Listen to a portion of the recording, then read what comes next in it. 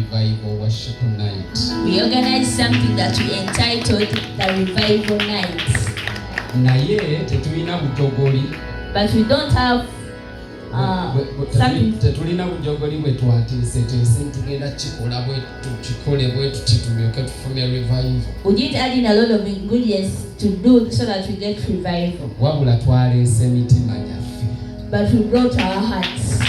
Nga naawe tukusaba okkiriza omutima gwo. As we also request you to allow your heart ogukwate oguwe Katonda leero. Get hold of it and give it all to God. Kale oba toyagala gumuwa. If you feel like you don't want to give it to Him, nkusabye olwaleero lwokka. I request you only today gumwazikemu.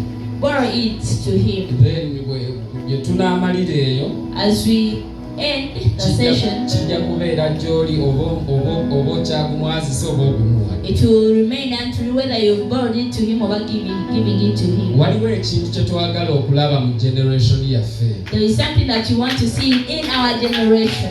Bwe ntunuulira mu generation y'abasajja bali ab'edda. When I look in the generation of the men back, Musumba Jimmy bazaayogerako. that Pastor Jimmy came talking about, naawe bw'osoma mu Bayibuli. and you that you read in the Bible, ensinza gye baasinzangamu baali bategedde Katonda. the way they did worship, they knew God, era okusinza kwe baasinzangamu tekwabalekanga kyeki. and the worship they used to worship, they never remained the same. kuno kwe kusinza okwakwata ku mawanga. This is the worship that touched nations, ne kusukka amawanga. that was beyond nations, ne kulumba emirembe. that goes beyond generations. Naawe kaakati tuli mu season. Now we are in the season nga ebyo tusoma bisome. we are just reading good things. Batunyumiza binyumizi. They are narrating good things to us. Mu mulembe bwe guti. In the generation such like this, ekitiibwa kiri. the other glory, Tukinoonya mu generation eno tetukiraba. we are looking for it in our generation and are not seeing Wabula it. ate mu generation eno. But however, in this generation, tulina abayimbi abalungi abalina amaloboozi. we have good musicians with good voices, era bategedde obulungi okutambulira ku ki. and they know how to operate in the keys. naye ng'emitima gyabwe bakyagisigazizza. But they have remained with their hearts. ate nga bwe tugamba okusinza okuyinza okuleeta revival. But now when we speak of the worship that can bring revival, kitegeeza waliwo kye tuli mu kugolokosa neera. There is something we are reawakening. ekitegeeza nti waliwo kye tuli okugolokosa.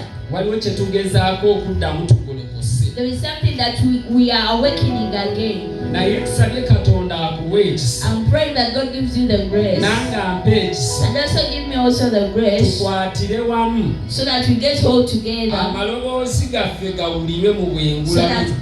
so that our voices can be heard in the realms of heaven. Waleewo kye tuwanula kikke ku nsi. That we can hear hold of something from heaven to us. ne bw'onoofa. At least even if you die, oba kalenzi ne bwe nnaafa. even if I die, Katonda ajja kusigala ng'agamba ensi ejja kusigala ng'erina kye tugirekedde. the earth remains in something that you've left with At it. least obwengula bw'okusinza tujja kuba tubukyusiza. That the realms of the worship will be changed. bangi abasinza.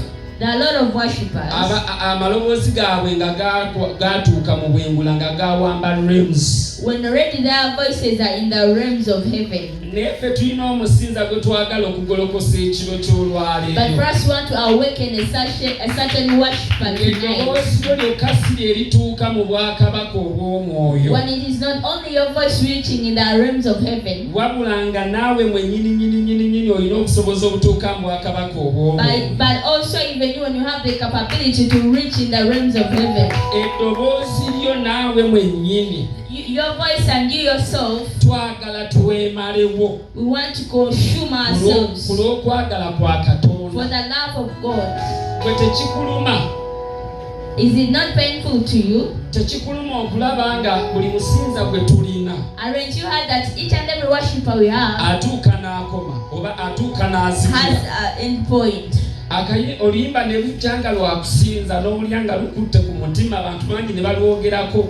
Then a worship song comes when it is hurtful on people's hearts, but people speak about it. Ne wayitawo emyaka ebiri oluyimba olwo nga ne baluplayinga ku radio gikyusa naye nga luwali tosobola gikyusa nga kweru. Now there comes time goes for 2 years, even if it is played you don't feel anything. Nga kwegamba waliwo oluyimba olwo lwajja n'ekintu ku ddwo. When it came, it was carrying something upon it.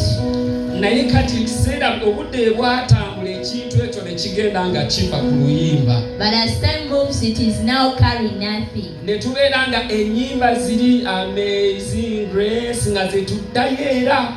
Now we are going back to the other songs of Amazing Grace. Ezijja ku mulembe guneno nga tezirina kintu ekyo. When it is coming in our generation and is not carrying the other thing. Kyobulaba nga twagambye God is looking for the worshippers. That's why we said Katonda anonya abasinza. There is a calling in the realms of God. Waliwo okuyitibwa mu bwengula bwa Katonda. Calling for the worshippers. Nga kuyita abasinza. Naye ne tugamba tetugenda kubeera bano abasinza ng'aba bulijjo. But we say we are not going to be as usual worshippers. At least wateekeddwa okubaawo ekyenjawulo ekitwawula. There has to be something that is going to make us different. Ky'obulaba nga twategese ekiro bwe kiti. That's why we organize such a night. Tujje abatutwala mu kusinza batutwale mu kusinza. We come and those who are going to lead us, they lead us in worship. Naffe twerwaneko tusinze. And also let us also worship on our own. Tubeeko kye tugolokosa. And let us awaken something. Nga nze ne bwe ndituuka n'enfa. Even me myself when I die. Eddoboozi lyange oba bye nayimba oba bye nasinza birisigala bikyusa bangi nga bikoma ku bangi. My voice, whatever I did worship, and it remains changing people's life and building something. Gwe tekikwewuunyisa abayimbi ba gospel abasinga nga ne Paulo Kafeera ate abasinga amafuta. Isn't it painful when most of the gospel worshippers Kafelo is greater than them? Ate nga balungi bamanyi okuyimba. However, they are good, they know how to sing. But when we talk about the glory, the glory of God didn't rest on their songs. Though however, when they came, glory was there, but it never lasted. That's why I want to tell to God, we come separating ourselves. We don't have good voices. Comparing ourselves to Satan. We don't have good voices comparing them to Lucifer. But we are coming with that we have. We have come to change the generation and nations. There is something we want to introduce. There is something we want to unlock. Something has to be manifested. Is going to be manifested in you. God is going to use you. Without taking a lot of time, let us stand up on our feet.